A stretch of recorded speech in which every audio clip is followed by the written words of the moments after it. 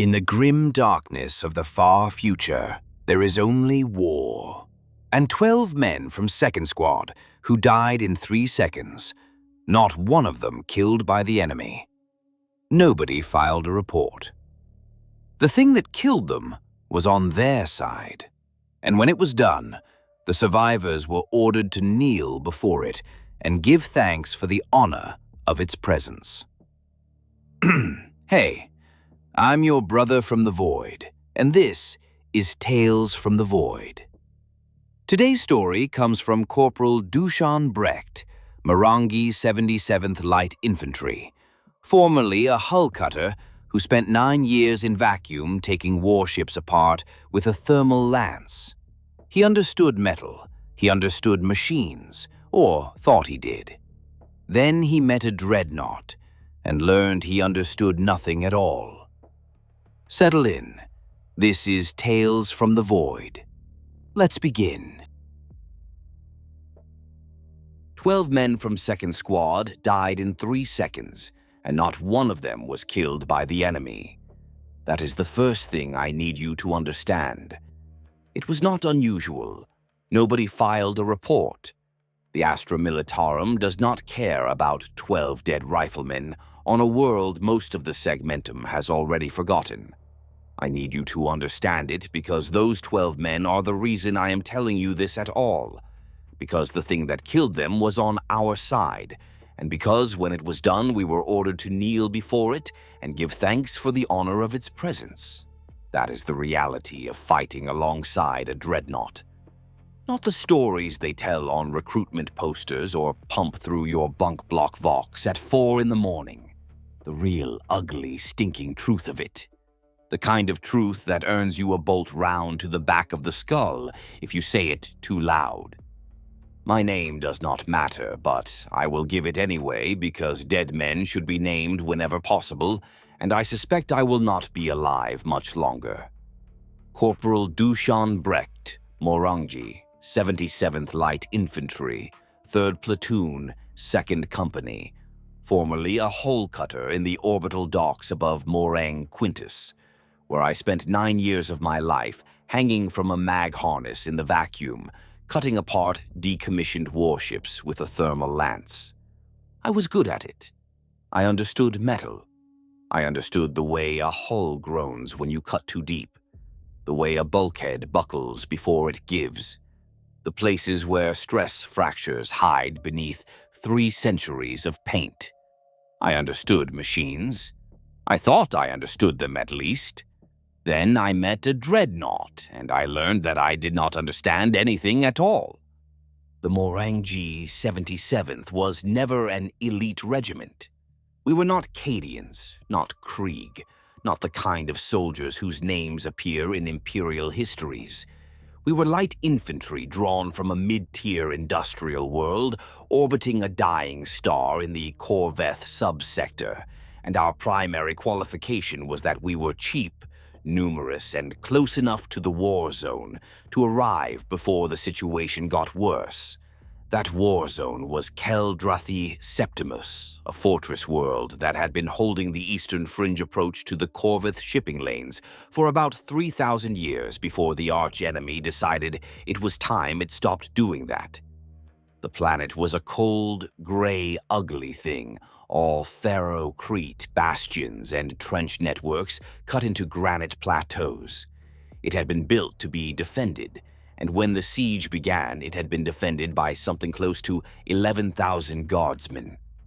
6 months later, when the Morrangi 77th made planetfall, attrition had ground that garrison down to a few hundred exhausted survivors holding a perimeter designed for an army.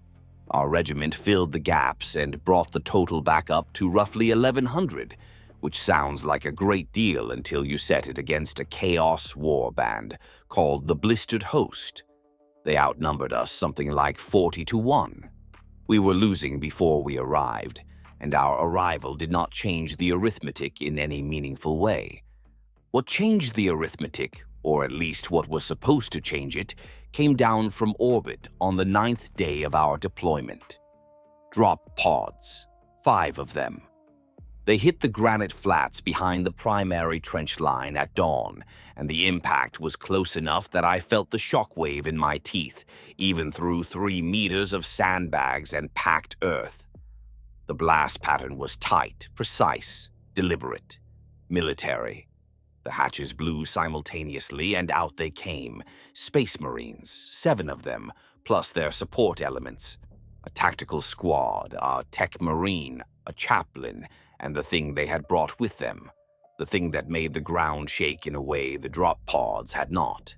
The chapter was the Graven Sons, a 3rd founding successor, gene seed of Rogel Dawn. I did not know that at the time. What I knew at the time was that 7 giants in ash-gray power armor were striding through our trench network without bending their heads, and every guardsman within 50 meters had stopped what they were doing to stare, and behind those 7 giants, something else was moving. Something bigger. Something that made the ferrocrete walkway crack under its weight with every step. I heard it before I saw it. A deep, pneumatic thudding, like a pile driver being operated inside a cathedral. Then the shadow fell across the trench, and I looked up, and there it was. I had seen picked captures of dreadnoughts. Every guardsman has. They show up in the primer, in the recruitment hollows, in the ecclesiarchy's illustrated editions of the Litany of Victory. In those images, they look like squat, boxy walkers. Powerful, yes. Intimidating, certainly, but comprehensible. Something you could put a name to and file away in your head as just another weapon system. Standing beneath one is nothing like that. Standing beneath a dreadnought is like standing beneath a building that has decided to move. It is 3 times the height of a man, armored in ceramite plate that is thicker than any wall I have ever stood behind, and it moves with a kind of deliberate, hydraulic grace that makes you forget, just for a moment, that there is something alive inside it. Then the Vox speakers crackle. And you remember! The voice that came out of ancient Hethvar's sarcophagus was not what I expected. I had expected something mechanical, something processed and filtered beyond recognition. What I got was a voice, an actual voice. Deep, resonant, carrying an accent I had never heard before and could not place. Old. Old like stone. Old like the walls of a fortress that has been standing since before your world had a name. It spoke a single sentence as it passed over our trench, and that sentence was not addressed to us. It was not addressed to anyone alive. It said, "Hethvar walks. Where are my brothers?" Nobody answered. Nobody knew how to. The tech marine, a hunched figure in red and gray, whose name I later learned was Brother Vaikel, placed one gauntleted hand on the sarcophagus casing and murmured something too quiet for human ears. The dreadnought's optical sensors, 2 burning red lenses set deep into the armored faceplate, swept left, then right. Then it resumed walking. The ground kept shaking. We kept staring. And somewhere in the back of my mind, a part of me that had spent 9 years learning to read the stress patterns in metal was screaming that something about this machine was wrong. Not damaged, not malfunctioning. Wrong in a way I could not articulate, like a ship that is structurally sound but somehow feels like it is about to break apart. I filed that feeling away. I should not have. The first battle came on the 3rd day after the Graven Sons' arrival. The blistered host had been probing our northern fortifications for weeks, sending waves of cultists and mutants against the gun lines to test our fire discipline and map our defensive positions. Standard arch-enemy tactics. Wasteful but effective. By the time the real assault came, they knew exactly where our heavy weapons emplacements were, exactly where the blind spots in our overlapping fields of fire lay. and exactly which sections of the trench network were reinforced, and which were held together by sandbags and prayers. The assault hit at dawn because the archenemy apparently enjoys irony. 3 columns of heretic infantry, supported by armored elements and something that our forward observers described as a defiler before they stopped transmitting. The northern wall was 4 kilometers long. We had enough men to hold maybe 2.5 of those kilometers effectively. The Graven Sons held the remaining 1.5, which happened to be the section directly in front of the primary gate complex. Ancient Hethvar stood in the center of that section, motionless, silent, his assault cannon arm elevated to a 45-degree angle, his power fist clenched at his side. Waiting. You hear stories about the discipline of the Adeptus Astartes in battle, how they stand like statues while the world burns around them, how they calculate firing solutions with a calm that borders on the inhuman. The stories are true, but they miss the point. It is not that space marines are calm, it is that they are operating on a different timescale than you are. The world is not moving slowly for them. They are simply faster than it. I watched the Graven Sons stand in their positions as the first wave of cultists crested the ridge 300 meters out, and not one of them moved. The cultists came screaming down the slope, hundreds of them, a tide of ragged bodies and rusted weapons, and the Space Marines stood there and let them come. 200 meters, 150, 100. I was screaming inside my own head for them to fire. My finger was white on my last gun's trigger. Every guardsman on the line was the same. You could feel it, the collective tension of 1,000 frightened men watching a wave of death roll towards them and being held in check by the presence of 7 gray giants who did not seem to care. Ancient Hethvar fired first. The assault cannon on his right arm spun up with a sound that I can only describe as mechanical rage. It was not the whine of a standard rotary cannon. It was deeper, thicker, angrier, as if the weapon itself resented the need to operate. The first burst lasted approximately 2 seconds. In those 2 seconds, the center of the cultist advance ceased to exist.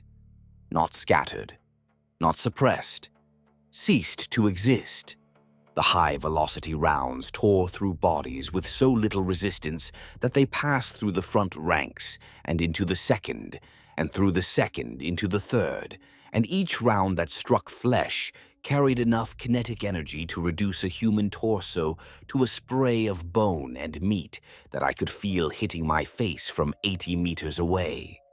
The noise was beyond anything I had experienced. Not just the cannon's roar, but the wet, percussive impacts, the snapping of bones, the brief, cut-short screams that died before they could fully form. I have heard artillery bombardments. I have stood beneath orbital strikes. Nothing I have heard before or since has matched the focused, intimate violence of a dreadnought's assault cannon firing into a massed infantry formation at close range. The Graven Sons opened fire a heartbeat after their ancient. Bolters barked in disciplined bursts, each round a miniature rocket that detonated inside its target, turning men into expanding clouds of red mist and tumbling limbs. The chaplain advanced into the killing ground with a Crozius in one hand and a bolt pistol in the other, and he was reciting something, a litany or a prayer, his voice booming from his skull-faced helmet's external vox, with the calm cadence of a man reading casualty reports, rather than wading through a slaughter. The guardsmen on either side of the Space Marine position opened fire as well, but our last fire was almost irrelevant, almost decorative. We were adding drops to an ocean. The Dreadnought alone was doing more damage than our entire company combined, and it was not even fully engaged yet. The cultists broke.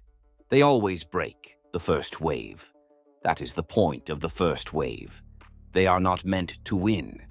They are meant to die in a specific pattern that tells the warband's commanders what they need to know. The survivors fled back over the ridge, and in their wake they left a carpet of bodies so thick that in places you could not see the ground beneath them. The assault cannon's barrels were still spinning, cooling, ticking with residual heat. Ancient Hethvar's Vox speakers crackled again, and that ancient voice said something that chilled me more than the killing had. It said, "They are not Drethani. Where are the Drethani?" I did not know what the Drethani were. I asked Sergeant Paul Matchik, and he did not know either. I asked Lieutenant Dreve, and she told me to stop asking questions and start reloading. What I got instead came that evening, and it was not an answer so much as an overheard fragment.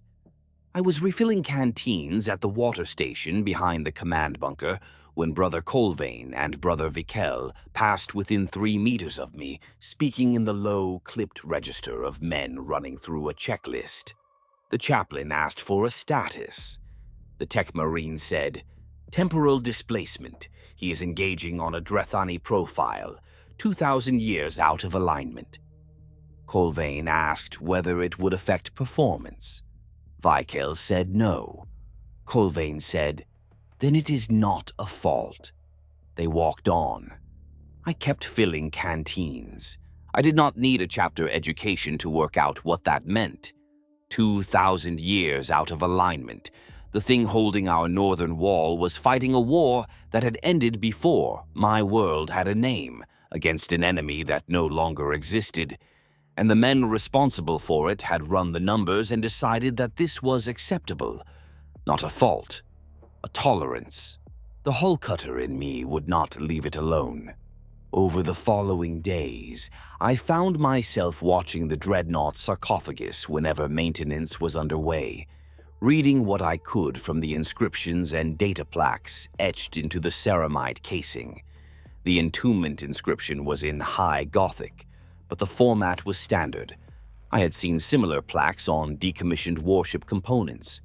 Interred after the siege of Varmon's Gate, in devoted service to Captain Solstren, 3rd Company. Below it, a date in the Imperial Reckoning. I read it twice. The figure did not change. 3,800 years.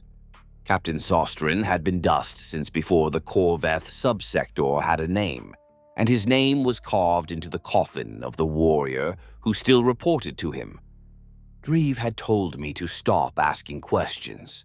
I should have listened to her. I did not, and that is a recurring problem of mine, and it is probably the reason I will die on this planet rather than the one I was born on. The second assault came 12 hours later, and it was nothing like the first. The blistered host had learned what they needed from the first wave. They knew where the Dreadnought was positioned, they knew its rate of fire, they knew the arc of its weapons. So they adapted. Instead of a massed frontal assault, they came at night through the tunnel networks beneath the fortress. Keldrathi Septimus was riddled with them, old maintenance shafts and drainage conduits and ammunition passages that had been dug centuries ago and largely forgotten. The archenemy had not forgotten. They had been mapping them for months, and when they came through, they came up inside our perimeter, behind the gun line, in the spaces between the strong points where the lighting was poor and the garrison was thin. The first sign was screaming, and not the screaming of combat, but of men who had been asleep 3 seconds ago and were now dying in their bedrolls with cultist blades in their throats. I was on watch when it started. 3rd Platoon was manning the Eastern Observation Post, which was a reinforced pillbox overlooking the approach road, and we heard the screaming coming from behind us, from the barracks blocks and the supply dumps and the places that were supposed to be safe. Sergeant Makshik had us up and moving before I had fully processed what was happening. We came around the corner of the ammunition storage building and ran straight into a pack of cultists, 15 or 20 of them, covered in blood and howling something that might have been words in a language I did not recognize. Marchik put 2 last bolts into the first one's chest before it had finished raising its weapon. I fired on reflex, hit something, kept firing. The engagement lasted maybe 30 seconds, and when it was over, 6 cultists were dead, and Trooper Yeshka had taken a blade across the thigh that had opened the femoral artery. She was dead before the medic reached her. We kept moving. The fighting inside the perimeter was the worst I had experienced up to that point. Close quarters, poor visibility, no clear lines of engagement. You would clear a corridor and find cultists behind you. You would secure a building and hear firing from the basement. The Chaos forces were not disciplined, but they were fanatical, and they were numerous, and they had the advantage of surprise. For the first 2 hours, we were losing. The blistered host was chewing through our rear echelon units, the supply handlers and the communications teams and the clerks, the people who had never expected to see combat and were not equipped for it. Bodies were piling up in the corridors. The Vox was a mess of overlapping distress calls and garbled orders and static. Then the ground started shaking. I felt it through the ferrocrete floor of the barracks block we were clearing, a rhythmic, heavy pounding that grew louder with each step. Dust fell from the ceiling. Cracks appeared in the walls. The cultists we were fighting felt it too, and for the first time since the attack had begun, I saw fear in their eyes. Not the fear of men facing a superior force, the fear of animals hearing a predator. They turned and ran. Some of them ran towards the exits. Some of them ran deeper into the building. It did not matter. Ancient Hethvar came through the wall, not through the door. Through the wall. 3 meters of reinforced ferrocrete exploded inward like it was made of dry paper, and through the cloud of dust and debris came the Dreadnought, power fist raised, assault cannon already spinning. The sound in that enclosed space was indescribable. I went deaf in my left ear and have not fully recovered since. The assault cannon fired a burst that lasted maybe 1 second, and in that second, every cultist in the corridor behind us was reduced to a red smear on the walls. The power fist came down on a knot of heretics who had been trying to barricade a doorway, and it did not so much kill them as it unmade them. One moment they were human beings, however corrupted. The next they were a wet stain and a memory. The Dreadnought did not stop. It walked through the barracks block as if the internal walls were an inconvenience, punching through ferrocrete and plasteel with each stride, and the fighting died wherever it went. The cultists did not surrender. They simply stopped being alive. I followed in its wake with the remains of 3rd Platoon, and we did not fire a single shot. There was nothing left to fire at. Just wreckage, structural and human. The Dreadnought was clearing the building the way a man might clear cobwebs from a forgotten room, with broad, unhurried sweeps of its arms, and the things it was clearing away just happened to be people. We emerged on the far side of the barracks block into an open courtyard where a company of cultists had established a rally point. They had set up heavy weapons, sandbag positions, even a crude command post with a Vox relay. They had been preparing to push deeper into the fortress. Ancient Hethvar walked into the courtyard, and for a moment everything stopped. The cultists stared up at the Dreadnought. The Dreadnought stared down at the cultists. Its optical sensors burned red in the pre-dawn darkness. Its assault cannon arm rose slowly, almost leisurely, and tracked across the courtyard from left to right, and I swear on the Emperor's name that the machine paused, just for a heartbeat, as if it were savoring the moment. Then it opened fire. I will not describe what happened in that courtyard. I have described enough killing for one telling. What I will say is that it took ancient Hethvar approximately 45 seconds to destroy a fortified company position that would have cost my regiment hours of fighting and dozens of casualties to overcome. 45 seconds, and it was done, and the dreadnought stood in the center of a courtyard that was ankle-deep in blood, and asked in that ancient, bewildered voice, "Where is my captain? Where is Captain Sostrin?" The name from the casing. He was still waiting for orders from a man who had stopped giving them 38 centuries ago.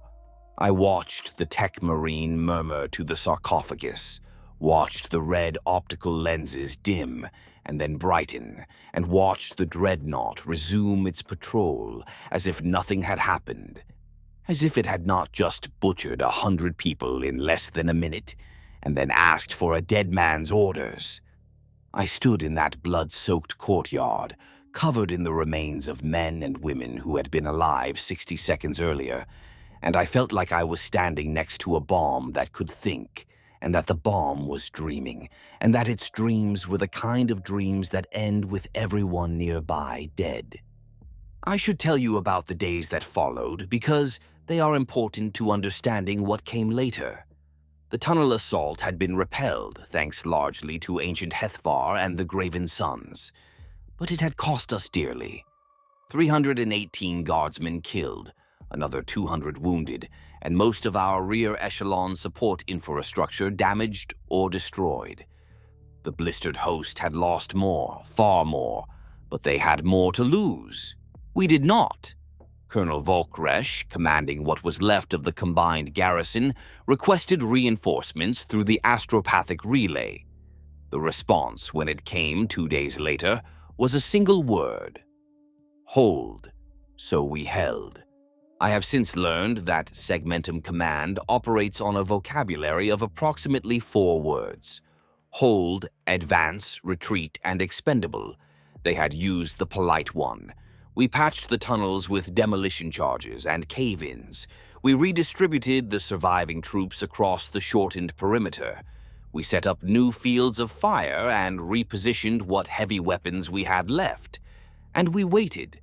The Graven Sons did not wait with us. They were not idle, but they were not doing what we were doing. While we dug in and prepared for the next assault, the Space Marines were doing something else.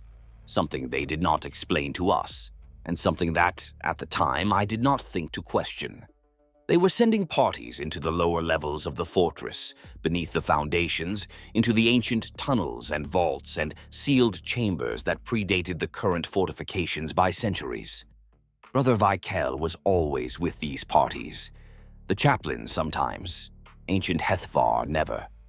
The dreadnought remained on the surface, walking a patrol route that it had established on its own, without orders, following a path that seemed random, but that I later realized traced the exact dimensions of a defensive perimeter from a war that had ended before the fortress above it had been built. I noticed this because I notice things. It is the hullcutter in me. When you spend your life looking at machines, you start to see patterns that other people miss. And the pattern I was seeing was that ancient Hethvar was not responding to the current tactical situation. It was responding to a memory. Its patrol route did not follow the existing trench lines or the defensive positions we had established.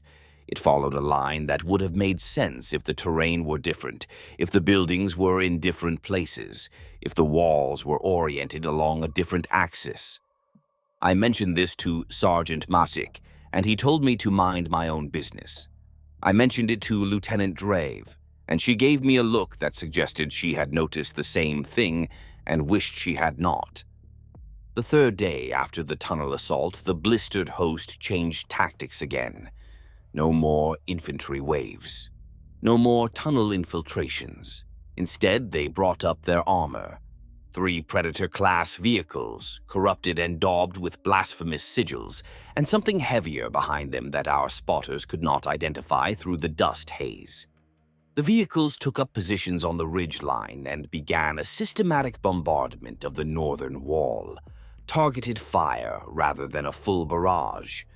Precise, methodical, aimed at specific structural points. Someone on the other side knew what they were doing. Someone on the other side understood fortress architecture, understood load-bearing walls and stress distribution, and the places where a fortification can be weakened without being obviously breached.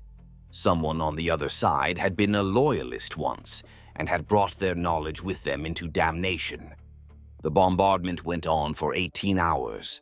We could not silence the vehicles because they were positioned just beyond effective counter-battery range, and we had nothing left that could reach them.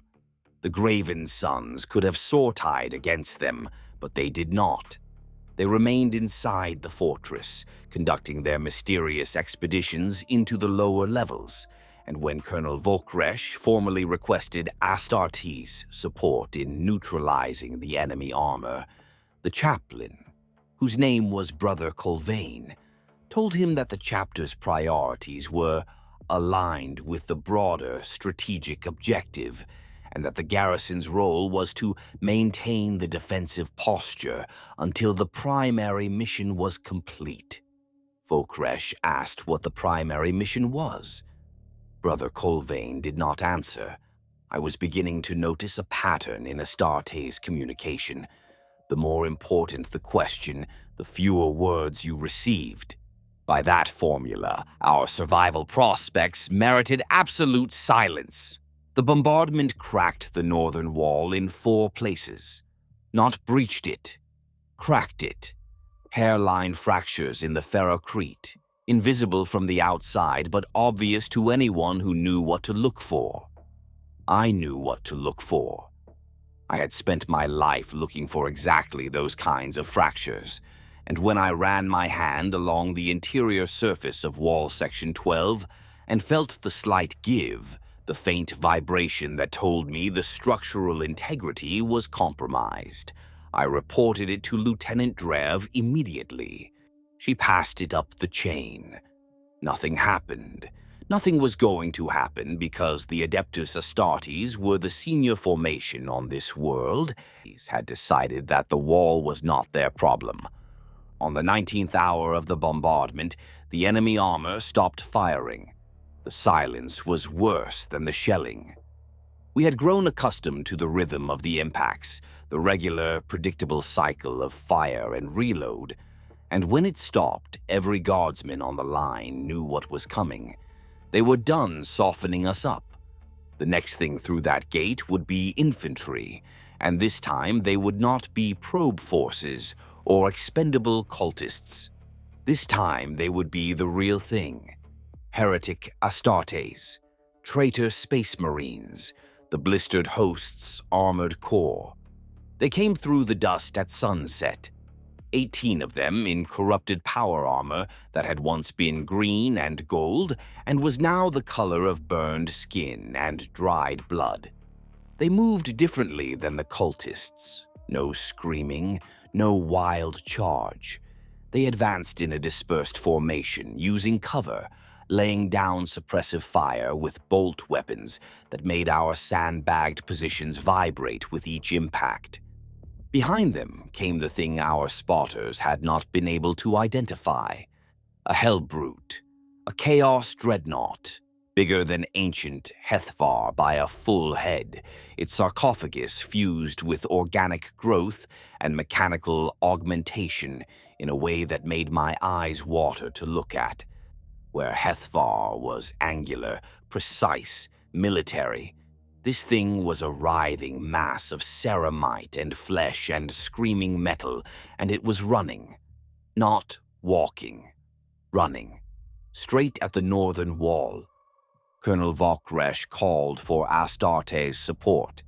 This time he did not ask, he demanded. The chaplain's response came over the command vox, calm and measured. The Ancient will engage. That was all. No tactical coordination, no fire plan, no discussion of how 7 Space Marines and a Dreadnought were supposed to counter 18 Heretic Astartes and a Hellbrute, while also holding a 4-kilometer defensive line with 1,100 guardsmen who had not slept in 2 days. Just, the Ancient will engage. Ancient Hethvar came to the northern wall like a force of nature, arriving late to an appointment. The ground shook. The wall shook. The guardsmen on the firing step scrambled out of its way as it mounted the fortification, and I swear the ferrocrete groaned under its weight like a living thing in pain. The dreadnought crested the wall, and for a moment it stood there, silhouetted against the burning sky. And it was the most terrible thing I have ever seen, because of what it did next. It spoke, not to us, not to the enemy, to itself. And what it said was, "I remember you." It was talking to the hell brute. Across 300 meters of no man's land, through the dust and the smoke and the dying light, Ancient Hethvar was addressing the corrupted dreadnought on the other side as if they knew each other, as if they had met before. And maybe they had. 3,000 years is a long time, long enough for a brother to fall, long enough for a comrade to become a monster, long enough for a name to be forgotten, but a shape to be remembered. Then Hethvar jumped. Nothing that heavy should have been able to leave the ground. I spent 9 years around machines that size, and machines that size do not jump. They topple, they buckle, they tear their own mountings out. Ancient Hethvar jumped anyway, clearing the wall in a single, impossibly powerful thrust that carried its 12-ton body through the air in a parabolic arc that would have been beautiful if it were not so terrifying, and it came down in the middle of the heretic advance like a ceramite meteor. The impact crater was 2 meters wide. 3 Heretic Astartes, who had been standing in the landing zone, were crushed flat, their corrupted power armor crumpling like foil under the weight. Hethvar did not pause. The assault cannon opened up before the dust had settled, and the power fist was already moving, already reaching for the nearest traitor, already closing around a helmet and squeezing until the helmet and everything inside it burst like an overripe fruit. I watched from the wall. I watched because I could not look away, and because what I was seeing was beyond anything I had been trained for, and because some stupid animal part of my brain had decided that if I was going to die on this planet, I should at least see this first. Ancient Hethvar fought the Heretic Astartes the way a hive-ganger fights rats, not with precision, not with elegance, with overwhelming, brutal, contemptuous force. The power fist caught a traitor marine across the chest and flung him 40 meters through the air. The assault cannon stitched a line of fire across a 3-man fire team and turned them into shrapnel. A Heretic Astartes with a power axe charged the dreadnought from behind and buried the axe blade in the rear armor plating, and Hethvar reached back with the power fist, grabbed the traitor by the arm, and tore the arm off at the shoulder before bringing the fist down on the screaming marine's head. But the hellbrute was still coming. It had not stopped. It had not even slowed. It came through the dust with a howling, grinding sound that was half engine and half voice, a sound of rage and pain and madness compressed into a frequency that made my vision blur. It was armed with a multi-melta and a power scourge, the latter a whip-like chain of energized metal that crackled with warp light, and it swung the scourge as it charged, carving furrows in the ground.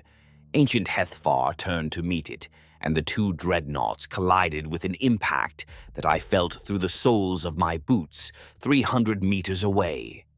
I need to slow down here, because this is important, and because the details matter, and because what happened next is the kind of thing that disappears from official records. 2 dreadnoughts fighting is not like 2 men fighting. It is not even like 2 tanks fighting. It is two walking fortresses trying to kill each other at arm's length, and the collateral damage is measured in structural changes to the terrain. Hethvar's power fist caught the Hellbrute's scourge arm and wrenched it sideways, and the hydraulic force behind that motion tore a trench in the earth 4 meters long. The Hellbrute's multi-melta discharged at point-blank range into Hethvar's left pauldron, and the heat was so intense that the ceramite plate glowed white, and the ground beneath both machines turned to glass in a radius of 5 meters. Guardsmen who had followed the Dreadnought out of the fortification, men who had been inspired or stupid enough to charge alongside a walking temple of war, were caught in the periphery of the exchange. 2 of them simply burned. Not caught fire, burned. Reduced to carbon outlines on the vitrified ground by the thermal bleed from a weapon that was not even aimed at them. Nobody counted them. Nobody would ever count them. They were guardsmen. They were replaceable. The Dreadnought was not. The fight between Hethvar and the Hellbrute lasted approximately 4 minutes, and in those 4 minutes, the northern approach to Keldrathi Septimus was reshaped. Craters, furrows, vitrified patches, and the scattered remains of Heretic Astartes, who had tried to intervene and been swatted aside like insects. Hethvar took damage, significant damage. The left pauldron was partially melted. The assault cannon's ammunition feed was kinked, causing the weapon to jam after every third burst. One of the leg actuators was grinding, sparking, producing a sound that I recognized from my years in the docks as a bearing on the verge of catastrophic failure. But the Hellbrute took worse. Hethvar's power fist found the corrupted sarcophagus, that screaming, tortured thing at the center of the chaos machine, and it did not punch through it. It peeled it open, layer by layer. Ceramite, then the organic growth beneath, then the inner casing, then the amniotic fluid and the neural linkages and the ruined, twisted thing that had once been a space marine and was now just meat kept alive by machines and spite. I will not describe what was inside. I will say that it was still alive when Hethvar pulled it out, and that it was screaming, and that the scream was not the scream of a monster. It was the scream of a man. Ancient Hethvar held the remains of the Hellbrute's pilot in its power fist for a long moment. The optical sensors dimmed. The Vox speakers crackled. And then, in that ancient, bewildered voice, the Dreadnought said, "Brother Nathik, you fell at Varmon's gate. I saw you fall. I looked at the ruined Hellbrute chassis, at the twisted metal and fused flesh, and even through the millennia of corruption I could see it. A shoulder plate, half melted, half consumed by organic growth, but still bearing the faintest ghost of an engraving. The same ash-gray livery, the same iconography. The Hellbrute had been a Graven Son, once, before Varmon's gate. Before whatever had happened there that ancient Hethvar could not stop remembering and could not properly recall. The power fist closed, the screaming stopped, and ancient Hethvar stood in the smoking crater it had made and did not move for a very long time. Brother Vikel came for the ancient eventually. He always did. He approached the Dreadnought the way a handler approaches a wounded predator, slowly, carefully, with both hands visible, and his voice pitched low and steady. He murmured the maintenance litanies. He applied unguents to the damaged armor plates. He ran diagnostic wands across the sarcophagus casing and checked the readouts on the monitoring slates and made adjustments to systems that I could not see. And while he worked, Hethvar spoke. Fragments, disconnected sentences, names of people who had been dead for millennia, references to battles that had been fought and won and forgotten before any living human on this planet had been born. It spoke of Captain Sostren again. It spoke of someone named Irdavel and someone named Koreth. and a place called the Umbral Bastion. It asked why the sky was the wrong color. It asked where the fleet was. It asked whether the Drethani had brought their war engines. I listened. I should not have listened. I should have been reloading magazines and checking the structural integrity of the northern wall and helping the medics sort the wounded from the dead. But I listened because I was starting to understand something, and the thing I was understanding was making me very, very afraid. Ancient Hethvar was lost. Lost in time, lost in memory, lost in a fog of overlapping wars and overlapping centuries that had blurred together into a single, endless, undifferentiated campaign. Every time the stasis systems shut down and the Dreadnought was roused for battle, it lost a little more of the boundary between now and then, between this war and the last one, between the enemy in front of it and the enemies it had fought before. The Tech Marines' ministrations were not healing it. They were resetting it, wiping the surface confusion and pushing it back below the threshold of operational functionality, making it calm enough to fight again, which is a very different thing from making it well. I should not have looked at the diagnostic slate, but Vikel had left it propped against the Dreadnought's leg assembly while he worked inside the access panels, its screen angled toward me, and I am apparently incapable of leaving well enough alone. The readout was mostly in lingua technis, but the numerical columns were standard Imperial format, and one of them was labeled in Low Gothic. Revival cycles. The number beside it was not possible. It represented more awakenings than any sarcophagus was built to survive.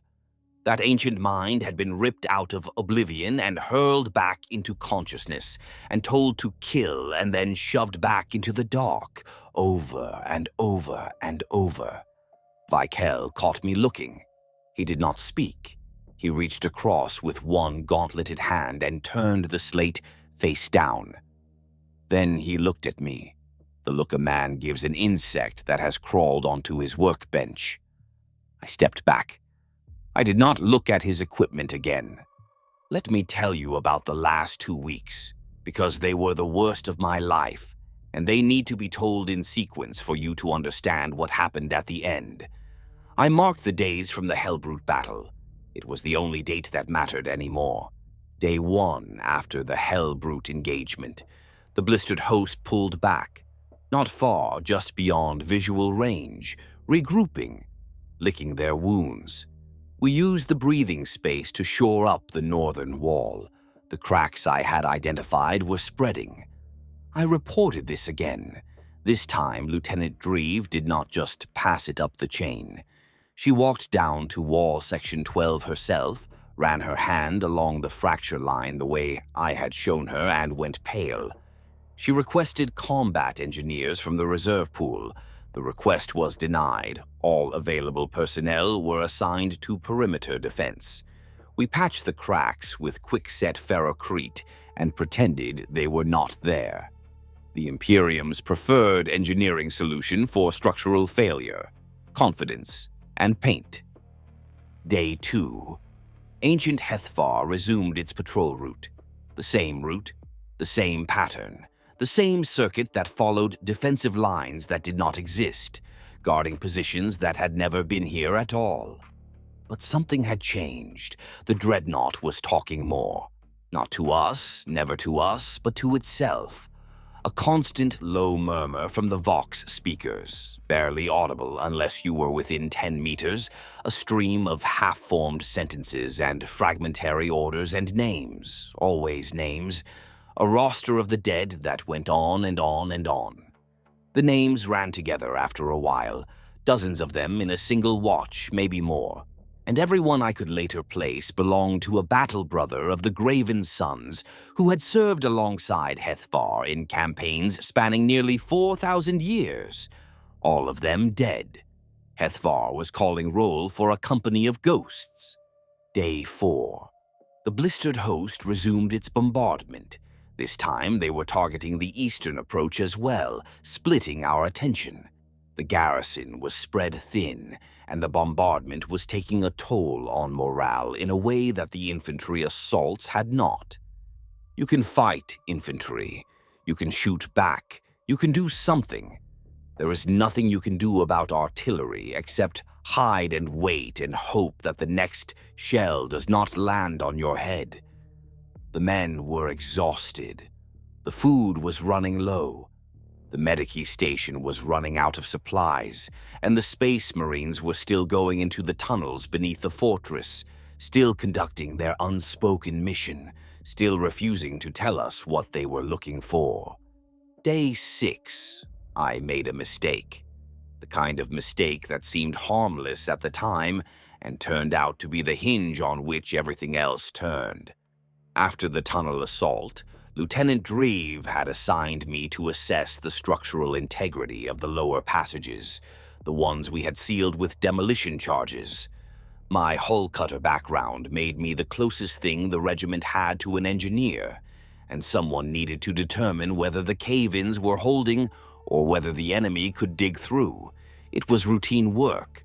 Walk the tunnels, tap the walls, listen for the hollow echoes that tell you a collapse is superficial rather than solid. I was 3 levels down in an access corridor that predated the fortress above by centuries when I heard the footsteps. Ceramite boots on stone. Unmistakable. I doused my stab light and pressed myself into a junction alcove, because you do not stand in the open when Space Marines are moving with purpose. Through a gap in the collapsed masonry, I watched Brother Vikel and 2 of the tactical Marines pass within 4 meters of me. They were carrying cutting equipment, melter torches, Mechanicus bypass tools. They moved with the certainty of men who knew exactly where they were going. I should have stayed in that alcove and let them pass and gone back to my assessment. I did not. I followed them because I needed to know. The hullcutter in me, the part that had spent 9 years reading the stress patterns in machines, had been screaming at me since the day the Dreadnought arrived that something was wrong, and the wrongness was not in the machine. It was in why the machine was here. I followed at a distance, using the darkness the way I had used it in the orbital docks, moving by touch and sound, staying 2 junctions behind. They went down a maintenance shaft that predated the fortress by at least 500 years, through a series of blast doors that had been sealed with Mechanicus lockouts and then cut open with a melter torch, and into a chamber that should not have existed. It was a vault, and it was nothing military. No armory, no supply cache. A reliquary. Mechanicus designation, Mechanicus construction, Mechanicus consecration markings on every surface.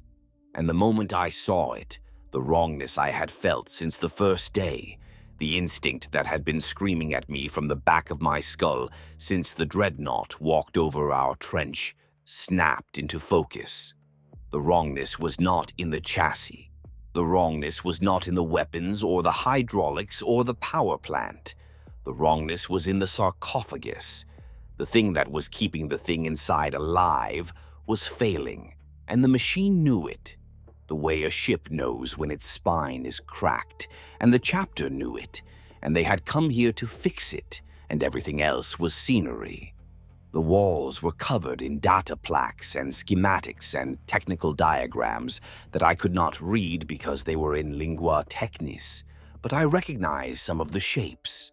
Sarcophagus cross-cut sections, neural link schematics, amniotic fluid processing systems, interface arrays, life support architectures, everything you would need to maintain a Dreadnought's biological component. Everything you would need to keep the thing inside alive.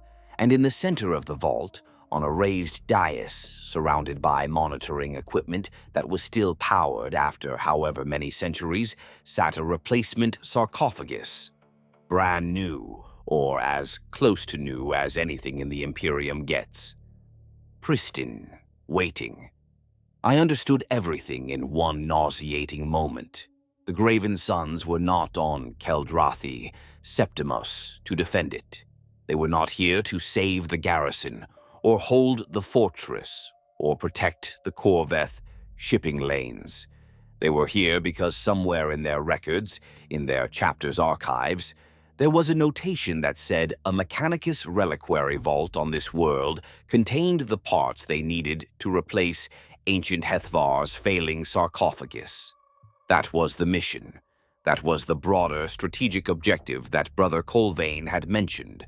The sarcophagus, the coffin, the box that kept their precious relics' rotting organs functional for another millennium of service, and everything else, the fortress, the planet, the garrison dying by the dozen on the walls above, was scenery. We were here because a machine needed a spare part, and the spare part happened to be buried under a war zone, and a regiment of light infantry happened to be standing on top of it.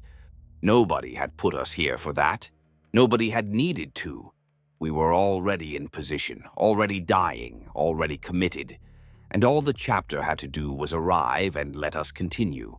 A whole regiment holding a wall so that 7 Space Marines could dig a component for a coffin out of the ground beneath it. I stood in that vault in the dark, and I felt something I had not felt since my first day in the orbital docks, when I looked out through the viewport and saw the void for the first time and understood just how small I was. I was not a soldier. I was a resource. And I could not even be angry about it, because in the calculus of the Imperium, the Space Marines were right. A dreadnought was worth more than a regiment. Ancient Hethvar, with its millennia of combat experience and its priceless, irreplaceable chassis, was worth more than every trooper the Morrangi 77th had ever loaded onto a transport. We had always been the expendable variable. The other thing in that vault was Hethvar himself. They had brought him down into a losing siege, where he had already taken a multi-melta to the shoulder and would take worse before it was finished, and the whole point of the operation was to keep him running. It was not protection. It was budgeting. 7 Astartes cannot hold a breach for 3 weeks. 7 Astartes and a dreadnought can. They were spending the relic in order to save the relic, and somebody in that chapter had looked at both columns and decided the trade was acceptable. I do not know whether they asked him. I suspect the question would not have occurred to them. I went back to my position. I did not tell Sergeant Michik what I had seen. I did not tell Lieutenant Dreve. I did not tell anyone. There was no point. The wall still needed holding, and knowing why we were being spent did not make us any less obligated to be spent well. Day 8. The bombardment intensified. The blistered host had received reinforcements, more armor, more heavy weapons, and a fresh wave of fanatics from somewhere in the outer system. They began a rotating barrage, switching between the northern and eastern approaches every few hours, keeping us off balance, denying us sleep. Wall Section 12, the section I had flagged, was showing visible cracks now. You could see them from 50 meters away. The ferrocrete was separating along the fracture lines, and in places you could see daylight through the gaps. I reported it a 3rd time. This time, Lieutenant Dreve did not just pass it all. She went to Colonel Volkresh directly, and Volkresh went to Brother Colvane, and Brother Colvane told him that the fortification would hold until the mission was complete, and that the garrison's duty was to ensure that it did. Volkresh was a good officer. Not brilliant, not the kind of commander they write histories about, but solid, competent, and genuinely concerned about the men and women under his command. I saw his face when he came back from that conversation with the chaplain, and what I saw was a man who had just been told something that had broken something inside him. He did not share it with us. He did not need to. We could read it on him like text on a data slate. We are on our own, day 9. The blistered host launched a combined assault, infantry and armor, coordinated, disciplined, hitting the northern and eastern walls simultaneously. This was the real thing, the assault that everything before had been building toward. They came with thousands of cultists in the first wave, backed by Heretic Astartes in the second, and behind them, visible through the dust cloud thrown up by their advance, something massive and hunched and wrong was moving. Our long-range spotters called it in as a siege engine of unknown classification. Later, much later, someone identified it as a Forge Fiend, a demon-possessed weapons platform that none of us had expected to see this far from the major war zones. The first wave hit the eastern wall, and the wall held. The first wave hit the northern wall, and the northern wall breached itself. Wall Section 12, the section I had been reporting on for 9 days, the section with the cracks I had identified and flagged and reported 3 times, chose that moment to fail. The bombardment had done its work. The structural integrity had been degrading for days, and the impact of the first wave's crude artillery, the rams and the improvised siege charges, and the sheer weight of bodies pressing against the base pushed it past the breaking point. 2 meters of ferrocrete wall, 8 meters wide, collapsed inward in a shower of dust and rubble, and through the gap came the enemy. The fighting at the breach was the kind of fighting that does not have a name. Not a battle, not an engagement, just killing. Close range, body to body, lass fire and bayonets and bare hands, because when the enemy is 3 feet away and climbing over the same rubble you are standing on, there is nothing else. I was on the line. 3rd Platoon was on the line. Sergeant Max Sick was on the line, firing his las pistol into the press of bodies and screaming orders that nobody could hear over the noise. Specialist Brecht was on the line, working his heavy stubber until the barrel glowed and the cooling shroud cracked, and he switched to his sidearm without missing a beat. Trooper Hall was on the line until a cultist with a chain blade took his arm off at the elbow, and he went down in the rubble and did not get up. We held the breach for 11 minutes. 11 minutes of continuous close-quarters combat, which is a length of time that means nothing to someone who has not experienced it, and everything to someone who has. In those 11 minutes, 3rd Platoon lost 9 people, 2nd Company lost 43. A siege charge went off against the rubble 6 meters from me and drove a splinter of ferrocrete through my side, under the ribs, deep enough that I could feel it grate when I turned. I packed it with a strip torn from a dead man's tunic and kept firing, because the breach was still open and the cultists were still coming through it, and behind them the Heretic Astartes were forming up for their push, and behind them the Forge Fiend was getting closer, and we were running out of men to throw into the gap. Ancient Hethvar came. The ground shook, the dust rose, and the Dreadnought came through the ruins of the collapsed gatehouse at a speed that should not have been possible for a machine of its size and weight. The assault cannon was already firing. The power fist was already swinging. The Dreadnought hit the breach like a battering ram made of religious conviction and rotary cannons, and the cultists in the gap died so quickly that the ones behind them did not have time to stop advancing and piled into the killing zone on top of the bodies of the ones in front. Hethvar stood in the breach and plugged it with its own body, 12 tons of ceramite and adamantium filling the gap in the wall like a living bulkhead, and everything that tried to get through died on the assault cannon or the power fist or the sheer, crushing weight of the Dreadnought's armored hull. For 3 minutes it worked. For 3 minutes Hethvar held the breach alone, and the pressure eased, and the surviving guardsmen pulled back to establish a secondary firing line, and it looked, just for a moment, like we might actually hold. Then the Forge Fiend fired.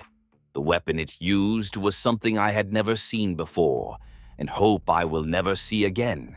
A beam of concentrated energy, warp-tainted, that struck ancient Hethvar's left leg assembly and melted through the outer armor plating in approximately 1 second. The dreadnought staggered, the leg locked, the hydraulics screaming in protest, and for the first time since I had seen it deployed, Hethvar lost its footing. It went down on one knee in the breach, the assault cannon still firing, the power fist still swinging. But it was off balance, compromised, and the Heretic Astartes saw their chance. 3 of them hit the dreadnought simultaneously, one with a power maul, one with a chain axe, and one with something that looked like a lightning claw but moved like it was alive. They swarmed the damaged side, striking at the melted armor, at the exposed actuators, at the joints and seals that were now vulnerable. Hethvar fought them off with the power fist, catching the chain axe wielder and crushing him against the wall. But the other 2 kept coming, and the Forge Fiend was charging another shot, and the cultists were pushing through the gaps on either side of the dreadnought's body, flowing around it like water around a boulder. What happened next took approximately 3 seconds. I know this because I have replayed those 3 seconds in my mind every night since. 3 seconds. The time it takes to blink twice, to draw a single breath, to think one complete thought. In those 3 seconds, everything went wrong. Second Squad's heavy stubber team had shifted position during the fighting, moving from the trench line to a rubble pile 60 meters to the dreadnought's right flank. It was the correct tactical decision. It gave them a better angle on the breach. But it also put them on the dreadnought's damaged side, the side where the Hellbrute's multi-melta had melted through the pauldron, the side where the sensor arrays were compromised, and the targeting feeds were running through backup systems that were 3,000 years older than the primary ones. Second Squad's heavy stubber opened fire, a sustained burst aimed at the cultists pouring through the gap beside the dreadnought, and the muzzle flash was bright, and the tracer rounds were bright, and from the compromised sensors on the dreadnought's damaged left side, the fire was coming from behind, from a position that in whatever ancient war was playing out inside that fractured mind corresponded to an enemy flanking maneuver. Ancient Hethvar's Vox speakers erupted. Not words, a sound, a howl, a noise that came from somewhere beneath language, beneath thought, from the place where a mind that has been torn apart and stitched back together and torn apart again finally finds its breaking point. The optical sensors flared from red to white. The assault cannon arm swung wide, traversing away from the breach, away from the enemy, and locked onto the source of the flanking fire. Second Squad's position, our secondary firing line, the line that held 14 men and women of the Morrangi 77th who were doing exactly what they had been ordered to do, holding the flank while the dreadnought held the breach. The assault cannon fired, a sustained burst, longer than any burst I had seen from Hethvar before. The high-velocity rounds crossed the 60 meters between the dreadnought and Second Squad in a fraction of a second, and 12 of the 14 men on that line died before any of them could move or think or understand what was happening. The rounds tore through their flak armor as if it were gauze. Bodies came apart. The sandbag emplacement disintegrated. 2 troopers who had been standing behind the sandbagged position, shielded by the bodies of their squad mates, survived only because the cannon's traverse carried the stream of fire past them before it could reach them. 12 dead. 3 seconds. Friendly fire from the ancient, sacred, irreplaceable relic that we had been sent to this planet to protect. Then the moment passed. The optical sensors dimmed back to red. The assault cannon swung back toward the breach. The Vox speakers went silent. Ancient Hethvar resumed fighting the enemy as if nothing had happened, as if 12 Imperial soldiers had not just been shredded by its weapons, as if the blood of loyal Guardsmen was not still settling on the rubble around it. The dreadnought cleared the breach. It killed the remaining Heretic Astartes. It absorbed another hit from the Forge Fiend and kept fighting. It did everything it was supposed to do, everything it had been designed and built and entombed to do, except for the 3 seconds when it had turned its weapons on its own side and murdered 12 people who had trusted it to protect them. The confirmation came within the hour. The battle was still winding down, the last pockets of enemy resistance being cleared from the eastern approach, when Brother Colvane appeared at our position. The chaplain. Skull-faced helmet, Crozius at his side. He did not ask what had happened, he already knew. He must have been monitoring the Dreadnought sensor feeds, the same feeds that Brother Vikel used for maintenance diagnostics, because he had seen the burst, and he had seen where it went, and he had made his decision before the last shell casing had stopped bouncing. He addressed Lieutenant Dreve directly, and what he said was this. The Ancient suffered a minor targeting malfunction during the engagement.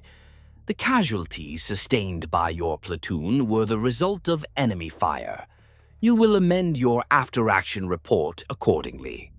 Dreve was a good officer, a brave officer. She had held the line when the wall collapsed. She had dragged wounded troopers out of the rubble with her own hands. She had not broken when the Heretic Astartes came through the breach. But she was also smart enough to know what happens to Imperial Guard officers who contradict an Adeptus Astartes chaplain. She looked at Colvane. She looked at the place where 2nd Squad had been, where the blood was still wet on the broken ferrocrete. She looked at me, and then she said, "Understood." 12 dead, and the truth of it was buried in the time it takes to say a single word. The after-action report would list the casualties under enemy fire. The families, if they were ever notified at all, would be told that their sons and daughters and siblings had died bravely in defense of a fortress world, killed by the arch-enemy, honored by the Emperor. Not one of them would know that the thing that killed their people was on their side.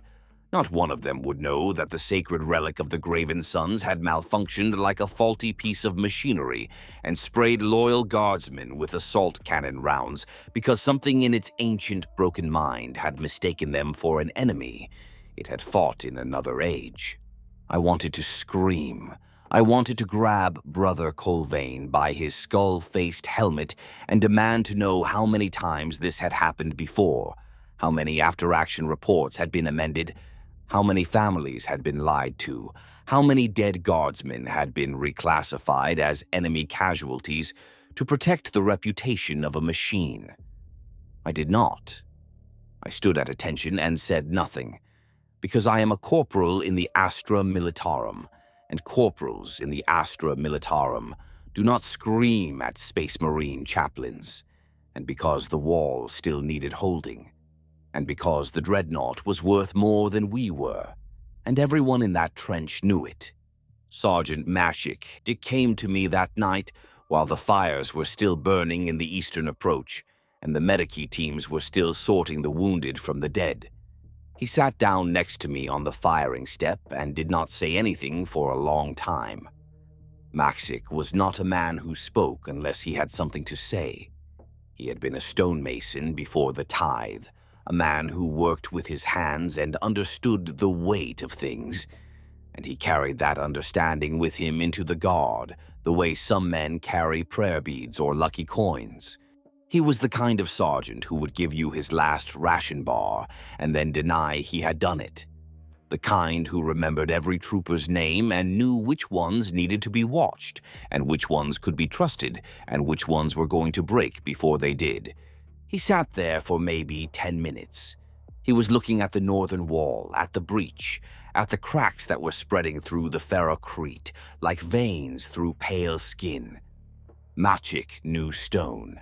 He had cut it and shaped it and fitted it together before the tithe took him, and he understood how things break in a way that was different from my understanding of metal, but came from the same place, the same habit of attention, the same refusal to look away from the thing that is wrong. Then, how many times do you think? I knew what he was asking. I told him I did not know. More than once. Probably more than once. He nodded at the wall. That thing has been awake since before this sector had a name. Off and on. Waking up and killing and going back to sleep and waking up and killing. How many times do you think it has forgotten where it is? How many times do you think it has looked at the men next to it and seen something else? I did not answer because the answer was obvious, and saying it out loud would not help. Maksik knew that. He was not looking for an answer.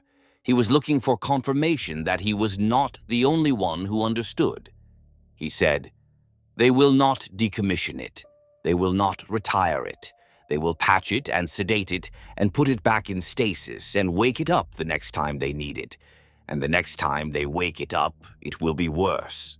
And the time after that, it will be worse again. And they will keep doing it because the alternative is losing a relic that is older than most civilizations, and there is nothing in this galaxy that the Adeptus Astartes value more than their relics." He paused. "Not even us."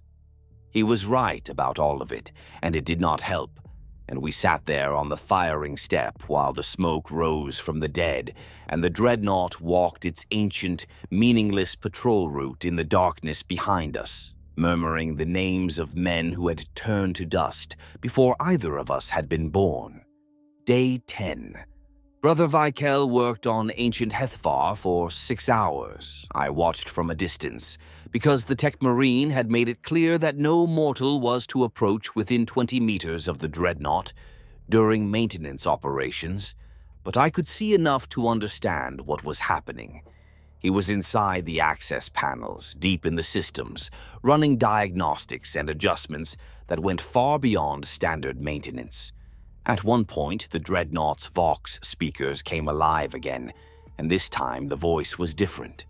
Clearer, sharper, more present. It said, "Vikel, how long?" And the Tech Marine said, "Rest, Ancient, it is nearly done." And Hethvar said, "How long have I been awake?" And Vikel said, "Not long, rest." And Hethvar said in a voice that was suddenly terribly lucid, "I killed them. I know I killed them. I saw their faces." Vikel did not respond. He adjusted something inside the access panel, and the dreadnought's optical sensors dimmed, and the voice faded and the lucidity was gone, replaced by that same low murmur of dead names and forgotten battles. I watched the Tech Marine close the panel and seal it and apply the consecration oils, and I saw his hands. They were steady, perfectly steady. He had done this before, many times.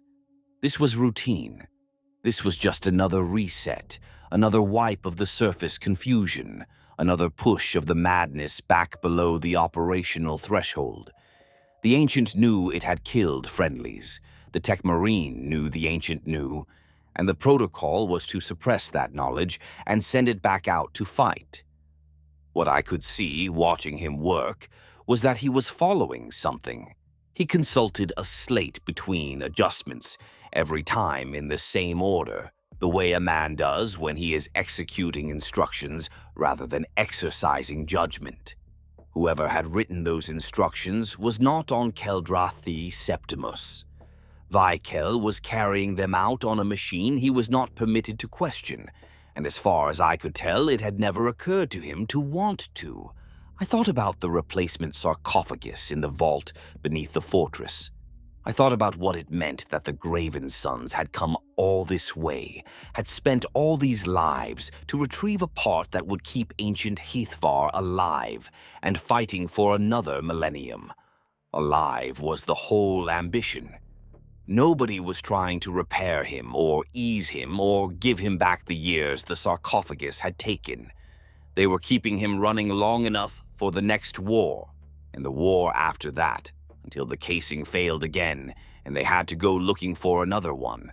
An eternal cycle of sleep and violence and madness, maintained by a chapter that called it honor, and an imperium that called it necessity, and a mechanicus that called it sacred. Day 11. The blistered host tightened the noose.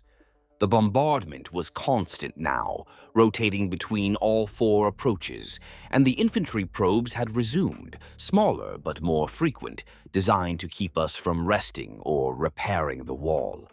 The breach in Section 12 had been partially filled with rubble and sandbags, but it was not a wall anymore. It was a suggestion, a polite request for the enemy to please attack somewhere else. They did not oblige. Every probe hit the breach, tested its strength, withdrew, and probed again 2 hours later. We were losing men in each exchange, not many. 2 here, 3 there, the kind of steady, grinding attrition that does not make for dramatic storytelling, but kills regiments as surely as any grand assault. I was running on stim tabs and spite. We all were. The medics had distributed the last of the combat stimulants on day 9, and by day 11, the side effects were starting to show. Tremors, blurred vision, a persistent ringing in the ears that made it difficult to distinguish between incoming fire and the echoes of your own heartbeat. The recommended dosage on the stim tab packaging was 2 per standard day. I was on 6. The packaging also said, consult your regimental medici. Our regimental medici was on 8. I had not slept in 3 days. Maxik had not slept in 4. Lieutenant Dreve had not slept in Fis, and she was starting to make mistakes. Small ones, misremembering squad designations, sending people to the wrong positions. Nothing fatal, not yet, but the trajectory was clear. She had not been the same since Brother Colvane had made her sign the amended report. Something behind her eyes had gone flat, like a lamp running on its last charge. She still gave orders. She still held her position. But she did it the way a servitor does it, because the programming demands it, not because the will behind it is still intact. She had been made complicit in the deaths of 12 of her own people, and the weight of that complicity was grinding her down more efficiently than any enemy bombardment. We were burning out, all of us. The difference between us and the Dreadnought was that when we burned out, we just died. When the Dreadnought burned out, it killed the people next to it first. Colonel Volkresh died on day 11, not in combat. He died in his command bunker, alone, with his last pistol in his hand and a data slate on his desk. The data slate was open to 2 documents. The first showed the garrison's current effective strength, 412 combat-capable troops, every regiment and remnant on the world counted together. The second was a decoded astropathic message routed through the Graven Sons' own communications array that Volkresh had somehow intercepted or been shown. I did not see its contents. Commissar Wulst sealed the data slate before anyone else could read it. But whatever Volkresh had read, it had been enough. I think he learned what the rest of us already suspected, and what I knew for certain. I think he learned that the request for reinforcements had never been sent, or had been sent and countermanded, or had been routed to a department that did not exist, because the fortress was never meant to hold. That was the part that took me longest to accept, and it was not the part I expected. Nobody had planned our deaths. Nobody had sat down with a slate and worked out how many Morrangi it would take to buy the Graven Sons their 3 weeks. We were simply already here, cheap, numerous, and close enough. And when the chapter needed a wall held, we were the wall that happened to be standing. There was no decision to be angry about. That was the whole of it. Somewhere a chapter had noted that a fortress world on the eastern fringe had a garrison in place and a reliquary underneath it, and the 2 facts had been filed next to each other, and nothing further had been required. The official report listed the cause of death as enemy action, indirect fire. I do not know whether that was another amended report, or whether Wulst simply looked at the scene and decided that the colonel had earned the right to have his death filed under a less inconvenient heading. Wulst was a complicated man. Hard, yes. Ruthless when the situation demanded it, but not stupid, and not cruel without purpose. He took command of the garrison because he was the senior surviving officer, and his first order was to redistribute the remaining troops into a tighter perimeter, pulling back from the sections of the wall that could no longer be held with the men we had left. His second order was to request, formally and in writing, an updated timeline from the Graven Sons for the completion of their mission. Brother Colvain's response was 3 words: "One more day." I have never heard 3 words carry so much weight. That one day cost us 13 more people. I will give you 3 of them. Trooper Hass, who had joined the regiment 6 months before deployment and who kept a pressed flower from his mother's garden in his helmet liner, died on a routine patrol when a sniper round took him through the throat. Corporal Danishka, who could field strip a heavy bolter blindfolded and who told the worst jokes in the regiment and who had promised her daughter she would be home by Founding Day, died when a mortar round landed in her foxhole while she was sleeping. Specialist Brecht, who had held the breach with his heavy stubber until the barrel glowed, died when the wall he was sheltering behind collapsed from accumulated bombardment damage and buried him under 2 tons of rubble. We dug him out. He was still alive when we reached him. He lived for about 20 minutes. He asked us to tell his wife he was sorry about the windows. We did not know what that meant. We told him we would tell her. They were not heroes, not in the way the Imperium uses that word. They were people, tired, frightened, underfed people who had been shipped across a subsector to hold a wall so that 7 giants could dig a coffin out of the ground. And they held that wall because it was their duty, and because they did not know what else to do, and because the alternative was to stop. And stopping was not something the Astra Militarum permitted. Day 12. The Space Marines came up from the tunnels carrying something. I saw it from across the compound, a sealed containment unit borne on a grav sled escorted by Brother Vikel and the 2 remaining tactical Marines who had not been assigned to perimeter support. The containment unit was large enough to hold a man. It was large enough to hold what was left of a man, suspended in amniotic fluid, wired into a neural interface that translated thought into movement and movement into violence. The replacement sarcophagus. They had retrieved it. The mission, the real mission, the one that had nothing to do with us, was complete. Brother Colvain appeared at Commissar Wulst's command post within the hour. I was there because I had been delivering a casualty update, and I stayed because nobody told me to leave. And because what I heard next was the kind of thing you stay for, even when staying might kill you. The chaplain informed Wulst that the chapter's primary objective had been achieved, and that the Graven Sons would be extracting within 24 hours. A Thunderhawk was inbound from their strike cruiser in high orbit. The extraction point was the central landing pad. The chaplain recommended that the garrison consolidate defensive positions and prepare for extended autonomous operations. Those were the words he used. Consolidate, autonomous, the polished clinical language of a man who had just told what was left of the garrison that they were being left behind on a world that was about to fall. Wulst, to his credit, did not flinch. He did not argue. He did not beg. He looked at the chaplain with the flat, assessing gaze of a man who has shot deserters and has no illusions about the universe he lives in. What is your recommended timeline for the arrival of reinforcements? Colvain's skull-faced helmet turned a fraction. A request has been filed with Segmentum Command. Wulst's jaw tightened.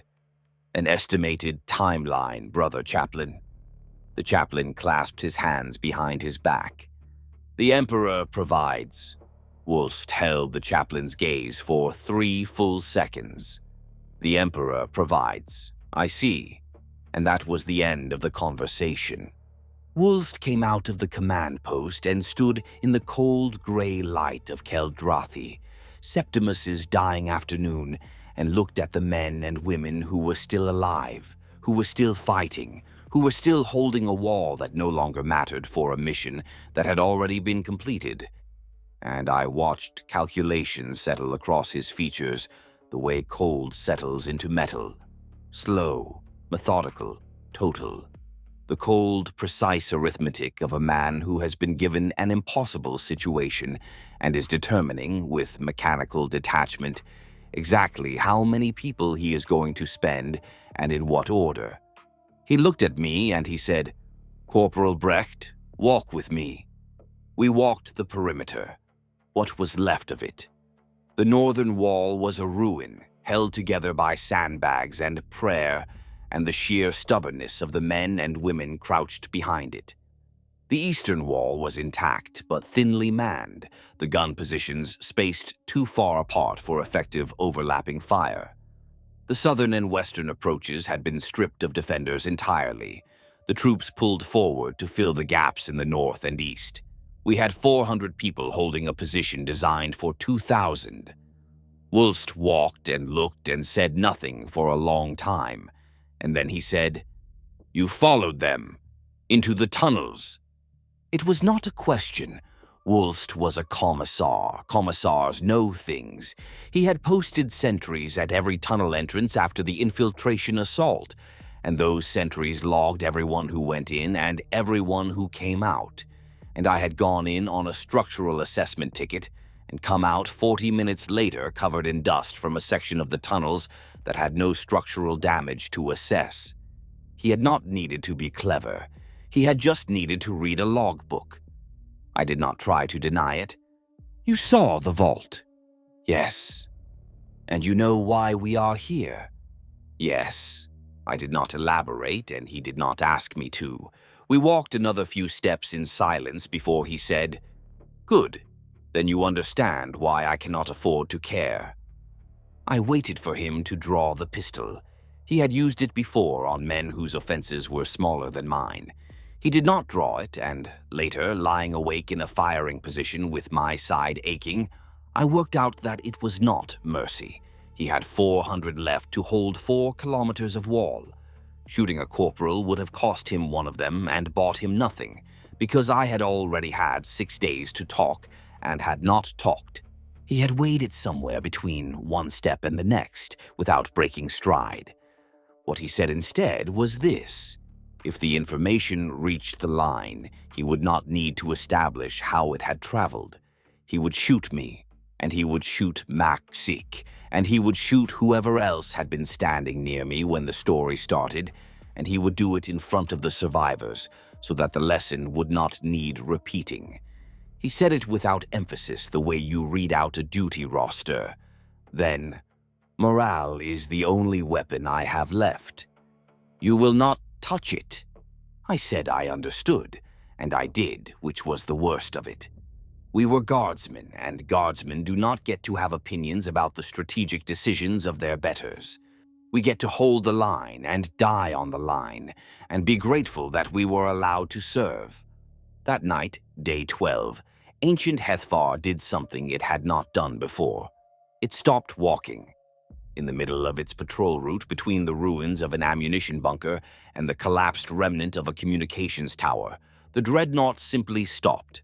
The hydraulics hissed, the servos locked, and the 12-ton machine stood perfectly still in the darkness like a monument someone had erected and forgotten about. I was on watch. I saw it happen. I watched the red glow of the optical sensors flicker, dim, brighten, dim again, cycling through some internal process that I could not comprehend. The Vox speakers were active, but the sound coming out of them was not words. It was breathing. Deep, slow, labored breathing, amplified and distorted by the speaker system. but unmistakably the sound of a living thing drawing air into whatever remained of its lungs inside that sealed metal coffin. I had not known that the occupant still breathed. I had assumed the life support was entirely mechanical, entirely closed circuit. But there it was, breathing, in and out. The sound of a man who had been sealed inside a box 4,000 years ago, still breathing, still pulling air through organic tissue that should have rotted to nothing centuries before. I sat on the firing step 12 meters away and listened to ancient Hethvar breathe for 40 minutes. I had to turn my head to do it. My left ear had not worked properly since the barracks block, and there is something particular about sitting in the dark with your good side turned toward a machine, straining to catch the sound of a man breathing inside it. Nobody came to check on the Dreadnought. Brother Vikel was in the tunnels. The other Space Marines were at their posts. The Guardsmen on nearby positions gave the motionless machine a wide berth, the way you give a wide berth to a sleeping predator, and pretended it was not there. After 40 minutes, the breathing stopped. The Vox speakers went silent. The optical sensors stabilized. The hydraulics engaged, and the Dreadnought resumed its patrol as if nothing had happened, walking its circuit of positions that existed only in its memory, guarding approaches that led to places that had not existed for thousands of years. I did not tell anyone what I had heard. There was nobody left to tell who would have cared, and the ones who would have cared were dead. Marshik found me the next morning and told me that 2 more men from 4th Platoon had deserted during the night. They had dropped their weapons, climbed the rear wall, and walked into the wasteland south of the fortress. Wulst sent a detail after them. The detail came back with 2 bodies. Standard procedure. Standard outcome. Maxik told me this without emotion, the way you report ammunition counts or ration distribution figures. We were past the point where desertion or its consequences could generate an emotional response. We were past the point of anything except the mechanical repetition of duty, the body performing tasks that the mind had long since stopped believing in. I watched him while he talked. By Wulst's own reckoning, the threat made no sense. Shooting 3 of us would cost him more than it bought, and he had spared me for exactly that reason the day before. He would do it anyway. A commissar who makes that kind of promise and does not keep it has nothing left to hold a line with. So the arrangement was settled. Maxik did not know anything, would never be told anything, and his life sat in my mouth regardless. He finished. He went to check the sentries. I did not say a word to him about any of it, then or afterwards. The blistered host must have known that something had changed. They must have had scouts in the hills, spotters with magnoculars, maybe even a sorcerer with the ability to see things that eyes cannot. Whatever the source, they knew. They launched their final assault 6 hours before the Thunderhawk was scheduled to arrive. Everything they had left, everything they had been holding in reserve, it came in a single massive wave, hitting all 4 approaches simultaneously. And this time, there were no cultists in the vanguard.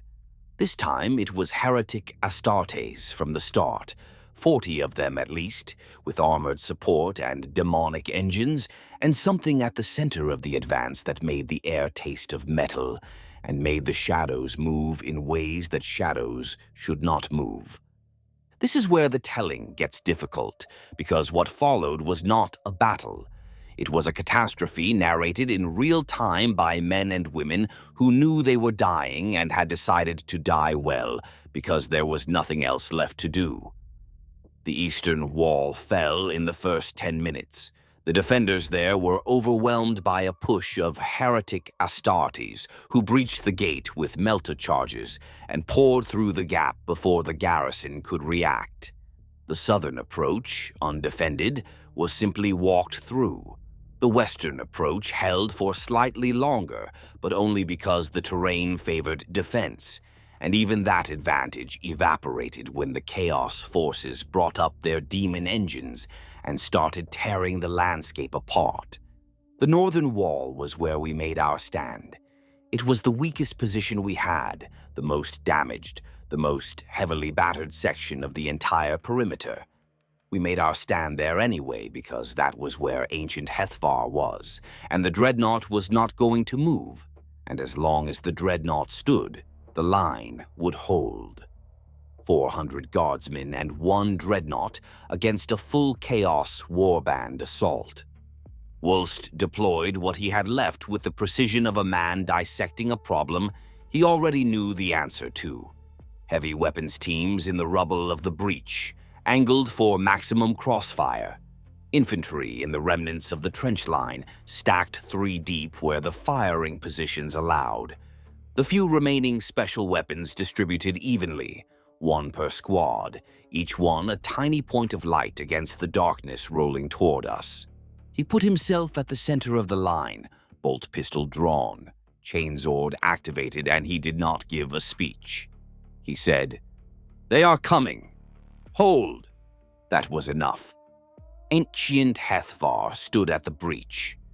It had been repaired after a fashion by Brother Vikel, who had spent the night welding plates and adjusting hydraulics and whispering litanies to a machine that I was no longer sure could hear them. The damaged leg actuator had been braced with improvised support struts. The jammed assault cannon had been cleared and recalibrated. The melted pauldron had been sheathed in salvaged plate.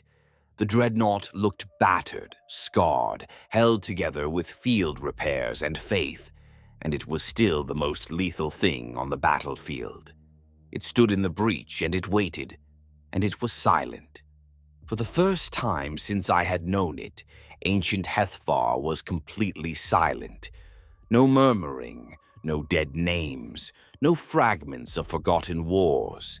Just silence and the slow, rhythmic thrum of its reactor core and the red glow of its optical sensors fixed on the horizon where the enemy was massing. The Graven Sons deployed alongside the Dreadnought. All of them. The Chaplain, the Tech Marine, the 5 remaining Battle Brothers. They took positions in the breach and on the wall, and for the first time since they had arrived on Keldrathi Septimus, they were fighting with us rather than around us. Not for us. I had no illusions about that. They were fighting for the same thing they had always been fighting for: the Ancient, the mission, the extraction. But the effect was the same. 7 Space Marines on the line, shoulder to shoulder with the remnants of the Morrangi 77th, and the sight of it did something to the men and women in the trench that no speech and no order could have done. It gave them something to believe in, even if the thing they were believing in was a lie. The enemy came. They came out of the dust and the smoke, and the gathering dark like a tide, a wall of armored bodies and screaming mouths and weapons that glowed with unholy light, and they came at us with the fury of a force that knows it is about to win and wants the victory to be painful. The first rank was Heretic Astartes, 12 of them, advancing in a loose skirmish line, bolters barking. Behind them, more. Behind them, the demon engines. Behind them, things I do not have words for and will not try to describe. We opened fire. Everything we had. Lass fire, stub rounds, heavy bolter bursts, the few remaining frag missiles from our last missile team. The Graven Sons opened fire with us, their bolters adding a deeper, more percussive note to the wall of sound. And ancient Hethvar opened fire, and the assault cannon's roar drowned out everything else. And for a few glorious, terrible seconds, the no-man's land in front of the breach was a killing ground so dense with fire that nothing could have survived in it.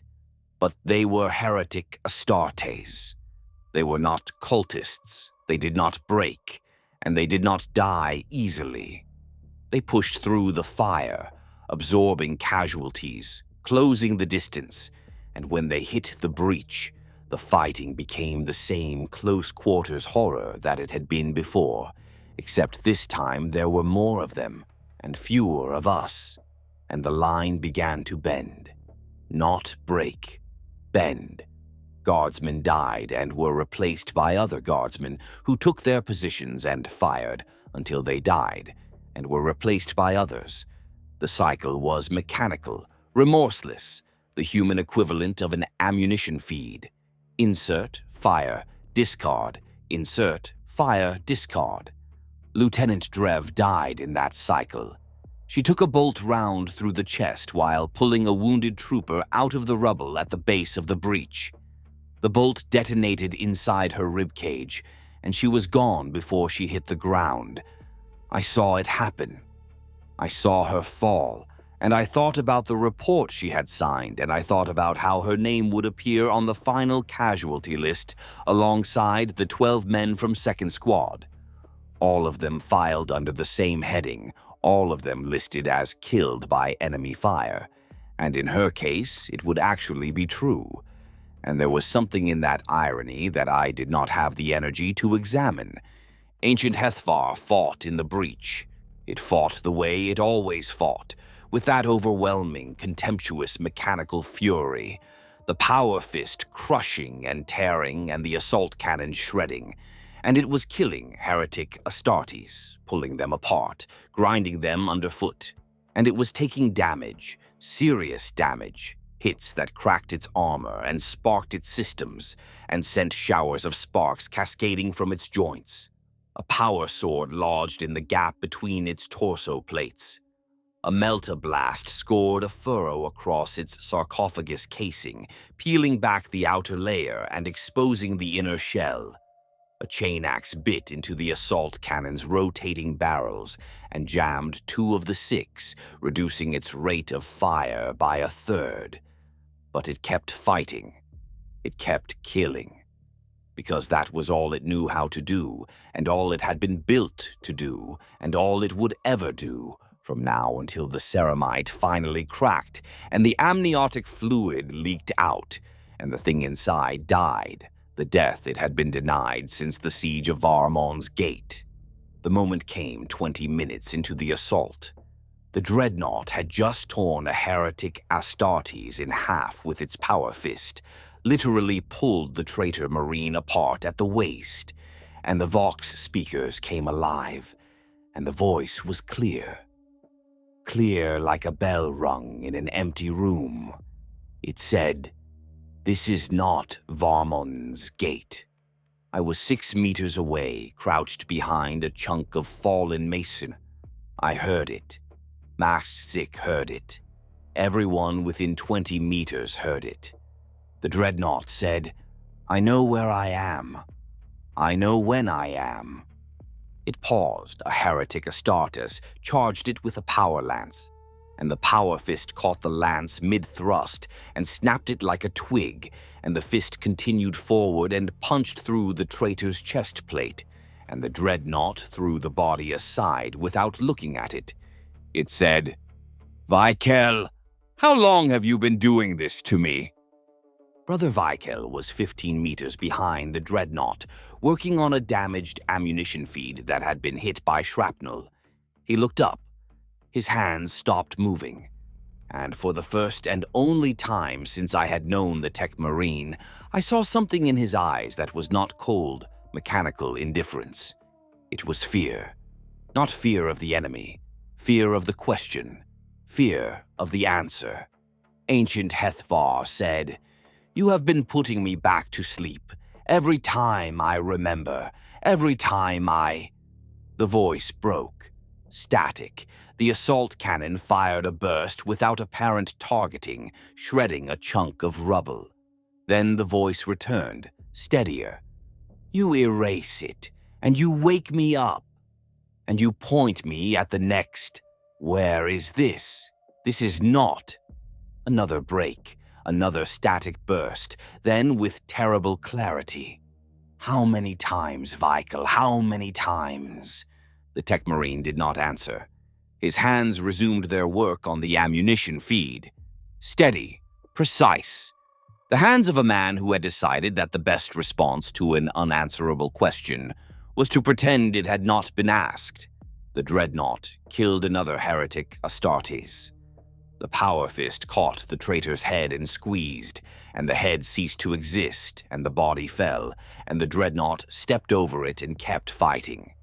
It said, "I remember the men I killed yesterday, the ones on our side. I remember their faces." The assault cannon fired a burst into a knot of traitors pushing through the breach, and the traitors disintegrated, and the Dreadnought said, "I remember all of them. Every time. You erase it and I remember it again. Every time I wake up, the first thing I see is the faces of the men I killed in the war before. A machine that was also a man trapped inside 4,000 years of accumulated memory and accumulated guilt, talking about murder and erasure while simultaneously killing enemy soldiers with the mechanical efficiency of a factory production line. The voice was calm, the calm of a man who has been screaming for so long that his throat has given out, and all that is left is a quiet, final clarity. Brother Colvane moved forward. The chaplain walked past me, past Maxic, past the surviving guardsman on the line, and he placed himself directly behind the Dreadnought's sarcophagus. He placed one hand on the casing. He said, "Ancient, the enemy is before you. The Emperor requires your service. Your burdens are known. Your sacrifice is honored. Fight." Ancient Hethvar was quiet for a long time. 5 seconds. 10. The battle raged around it. Lasfire crackled. Bolters barked. Men screamed and died. The Dreadnought stood in the breach, burning and dented and pierced, and it was quiet. And when it spoke again, the voice was different from every other time I had heard it. This was something else entirely. This was the voice of the man who had been entombed before the entombment had broken him, the voice from the bottom of all those centuries, the voice that Vikel had been erasing and erasing and erasing and had never fully managed to kill. It said, so low that I almost did not hear it over the gunfire, "I have been fighting since before your chapter knew its name, priest. Do not tell me what the Emperor requires. I am the only one here who remembers his face." Then it moved. It did not walk. It charged 12 tons of ceramic and adamantium and the broken remains of a man who had been alive before the Imperium had been built, charging forward into the chaos advance with a speed and fury that defied every mechanical limitation of its ancient chassis. The assault cannon emptied its remaining ammunition in a continuous stream that lasted 8 seconds and killed everything in a 40-meter cone in front of the Dreadnought. The power fist swept left and right, crushing, throwing, tearing. An ancient Hethvar walked into the heart of the enemy formation and began to kill with a focus and intensity that made everything it had done before look restrained. I watched from the breach because what else could I do? A dozen Heretic Astartes fell in the first minute. The demon engines pulled back. The second rank of the enemy advance hesitated, then broke, then reformed, then broke again as the Dreadnought walked through them like a scythe through wheat. Hethvar was taking damage, terrible damage. The sarcophagus casing was cracked. One leg actuator had seized completely, giving its gait a lurching, dragging quality that should have slowed it down, but somehow did not. The assault cannon was dry, the barrels spinning empty, and the Dreadnought was fighting with the power fist alone, one arm against an army, and the army was losing. The Graven Sons pushed out of the breach behind their ancient. The chaplain first, then the battle brothers, bolters firing, moving in the disciplined, practiced formation of warriors who have trained for centuries. Wulst pushed the guardsmen forward behind them, and we went, because what else were we going to do? We went out of the breach and into the killing field, and we fought alongside the Dreadnought, and for a few minutes it felt like winning.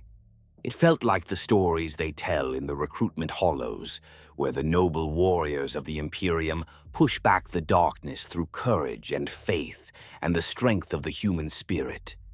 It did not last. The blistered host threw their reserve into the fight. A Chaos Lord in Terminator plate, flanked by a retinue of chosen, each one a 10,000-year veteran of the Long War. They hit the Dreadnought from the right side, the damaged side, and they hit it hard. The Chaos Lord's power fist connected with the cracked sarcophagus casing, and the casing buckled, and something inside the Dreadnought screamed.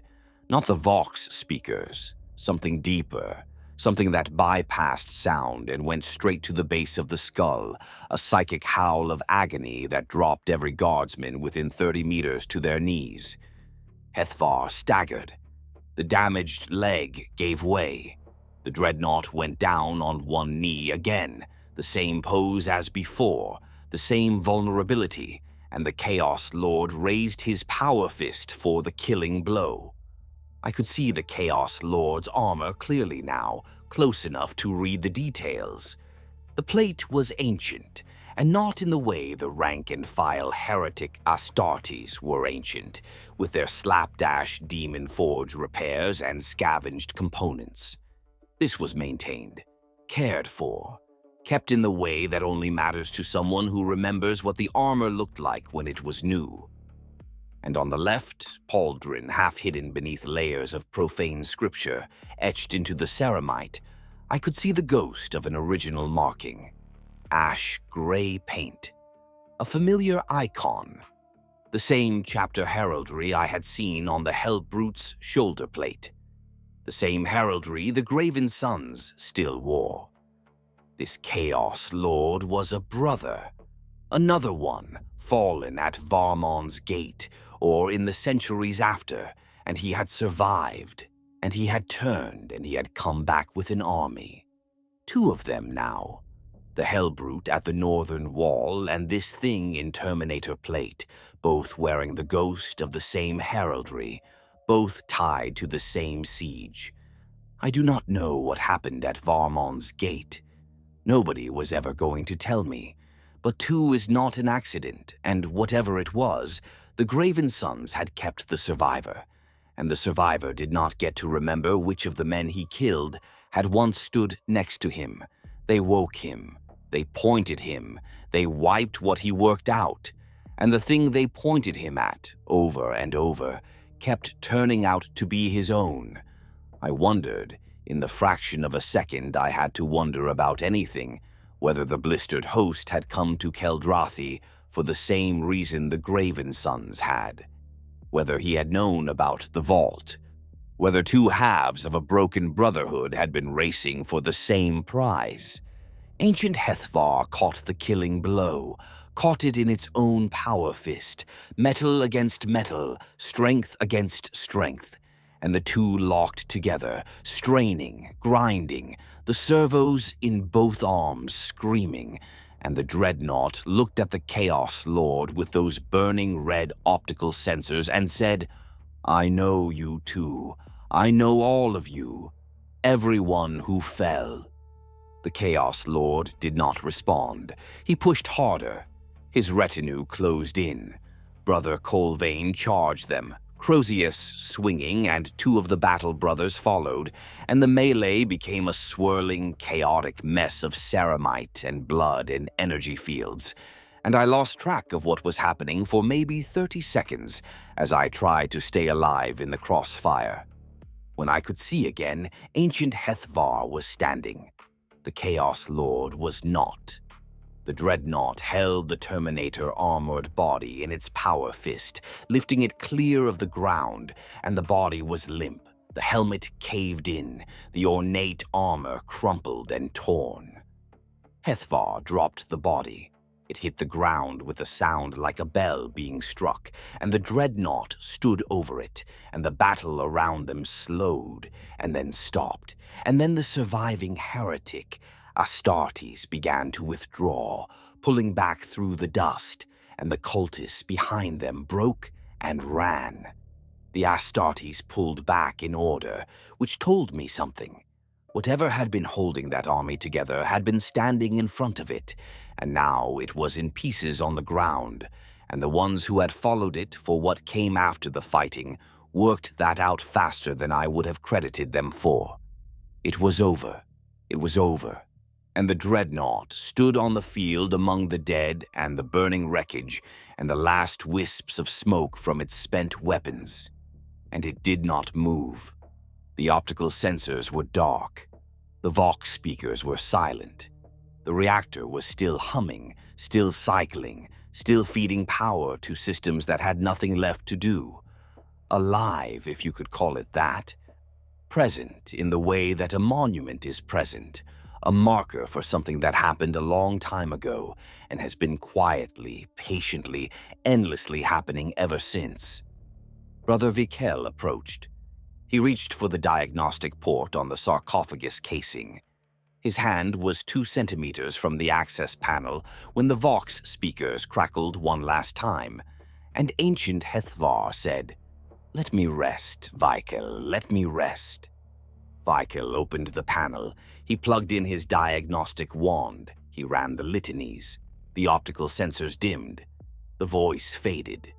The Dreadnought went silent, and the tech marine began his work, and somewhere in the amniotic fluid of a cracked sarcophagus, a man who had been alive since before my world was settled slipped back into the dark, where the memories waited for him, where the faces of the dead waited for him, where the cycle that would never end waited for him. The Thunderhawk arrived 3 hours later. It set down on the central landing pad, and the Graven Sons loaded their equipment, and their dead, and their ancient.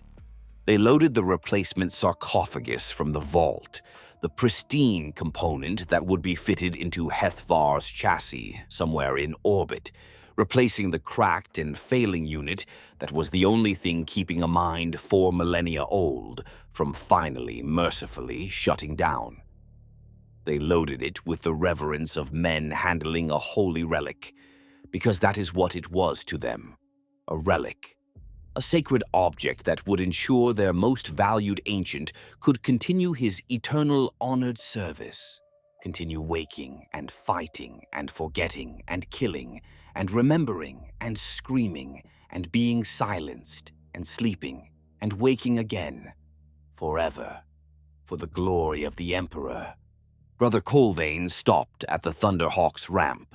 He turned and looked at the surviving guardsmen, at the 400 who had become 219, at the ragged, exhausted, broken remnants of the Morrangi 77th Light Infantry, who had held a wall for 3 weeks so that his chapter could dig up a coffin.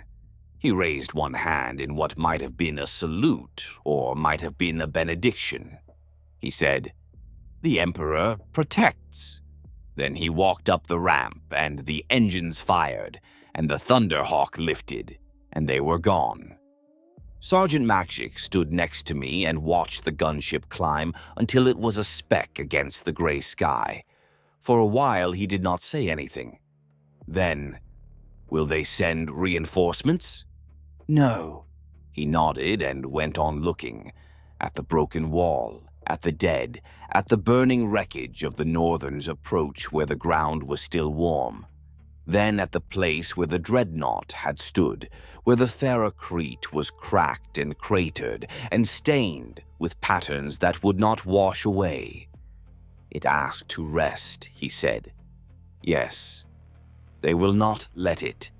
No.